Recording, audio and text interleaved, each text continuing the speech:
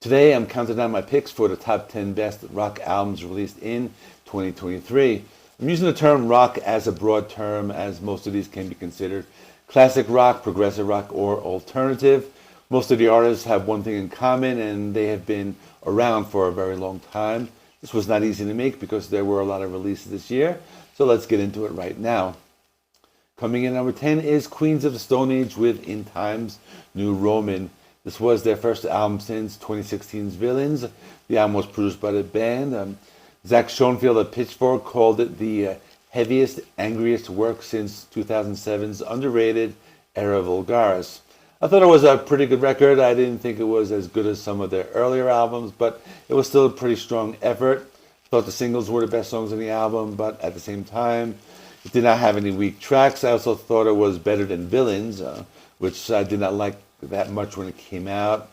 I think this album is for true fans. I don't see this as one of their masterpieces. It was good enough to make this top 10 list. Coming in at number 9 is Third Secret with Second Third Secret. This is a grunge supergroup consisting of members of Nirvana, Soundgarden, and Pearl Jam. For some reason, they're not very well known.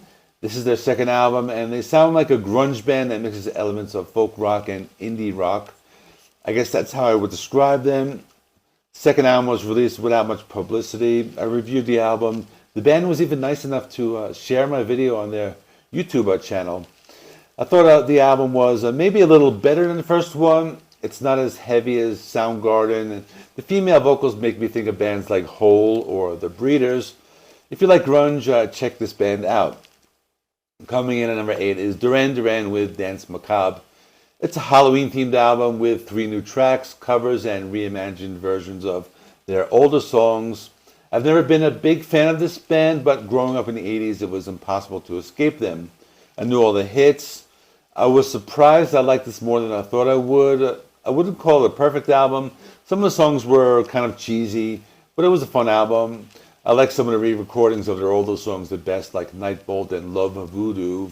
If I have anything negative to say, maybe it didn't need another cover of Painted Black. The album also got me interested in the band. I've not yet had the time to dig deep into their discography, but maybe I will in the future. In the meantime, still worthy of this list. Coming in number 7 is Sleep Token with Take Me Back to Eden.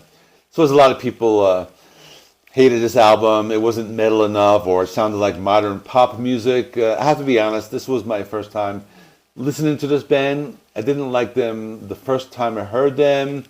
I thought it had something to do with their image. They wear masks. They have a weird backstory. I was expecting something either like Slipknot or Imperial Triumphant, but what I got was Imagine Dragons mixed with metalcore.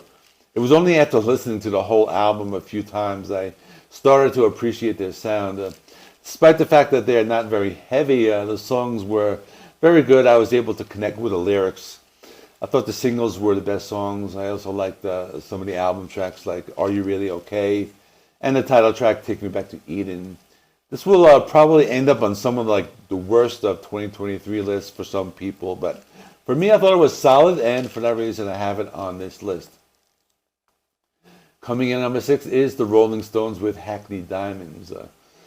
I'm very happy that the Rolling Stones released an album this year because my original review was my most viewed video with over 12,000 views. So the album was very good, and to be honest, out of all the other classic rock bands such as the Beatles, Doors, Pink Floyd, and all the others, I think the Rolling Stones have always been my least favorite, but I still like them a lot. My original review of the album had a lot of comments. People either loved it or they hated it. I think the majority of the people loved the album. A lot of songs sounded like their older material, some from the 70s, the 80s, the 60s, and some of the stuff sounded fresh and modern. I liked the first single, Angry, a lot. I didn't like the song with Lady Gaga that much, but overall, as an album, I thought it was pretty good and deserves to be on this list. Coming in number 5 is Alice Cooper with Road. He recorded the album live in the studio with no overdubs. So it's kind of a live album if you think about it, but just in the studio. The album was produced by Bob Ezrin, and he recorded it with his touring band. The album was also a concept album about being on the road, hence the name of the album. Fred Thomas of AllMusic said that it was primarily killer and only a little bit of filler. I agree with that statement. He's had better albums, but this was a nice mix of his different styles. There's some old school, early 70s sounding stuff and some heavier stuff. The album has pretty good replay value. I thought it was a little better than the last album, Detroit Story, so I recommend it.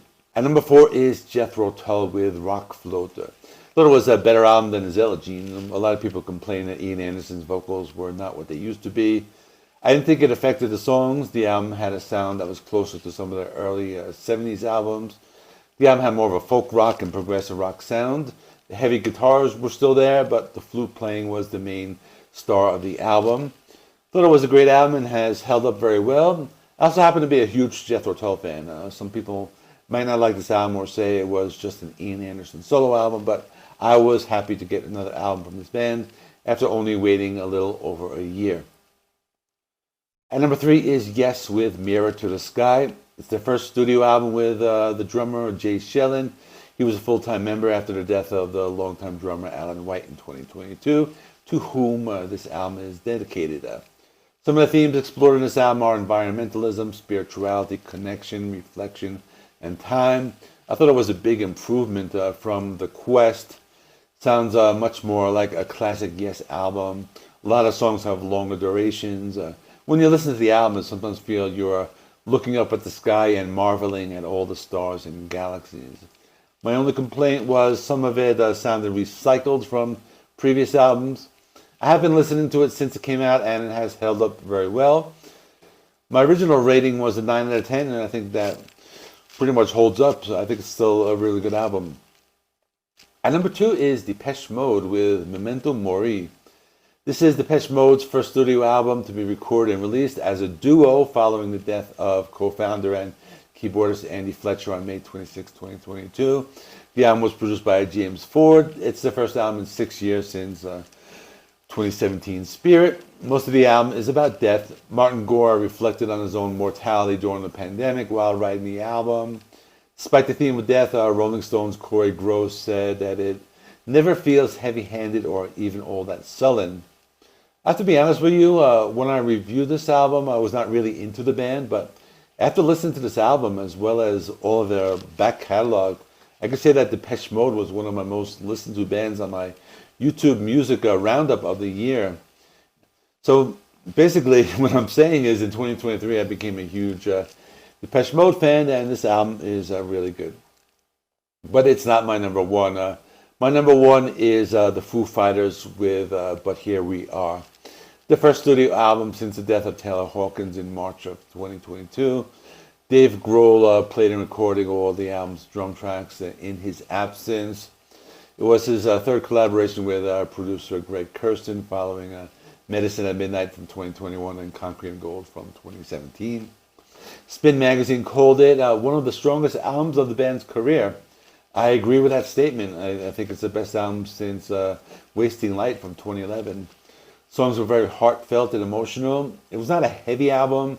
It was a good rock album where you can feel all the emotions of the band members when you listen to it. The album does not have any weak songs, everything from the opening track to the acoustic closing track called Rest. It was a beautiful tribute to Taylor Hawkins and one of the best albums of that career. And that's my top 10 list. Check out some of the full reviews of the other albums mentioned here. They're going to be like right there. Let me know your picks for the best rock albums of the year in the comments below. We'll compare lists. Don't forget to leave this video a thumbs up if you enjoyed it. Please subscribe to my channel for more rock and metal content like this. Thanks for watching. I'll catch you in the next video.